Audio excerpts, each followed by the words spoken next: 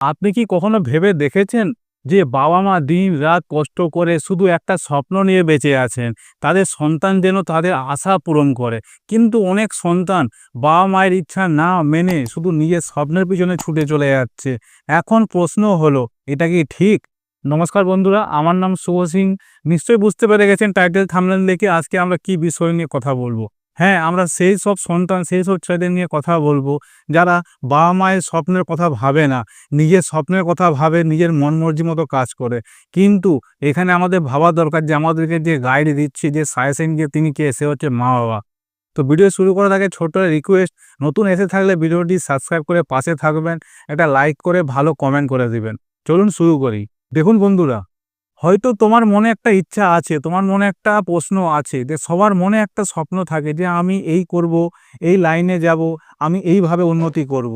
কিন্তু হয়তো তোমার এই লাইনটা হয়তো তোমার বাবা-মাকে যখন তুমি বোঝাচ্ছ যে বাবা-মা আমি এইটা করতে চাই, হয়তো দেখা যাবে বাবা সেই বয়সটা পেরিয়ে এসছে, এই লাইনটার বিষয়ে জেনে এসছে। তখন তোমাকে সাজেশন করছে যে বাবা বা বেটা এই লাইনটা ভালো না, এটা খুব খারাপ লাইন, এতে তুই উন্নতি পাবি না। কিন্তু কিছু, কিছু নয় অনেকই সন্তান থাকে যারা বাবা-মায়ের ইচ্ছাটা মানতে চায় না।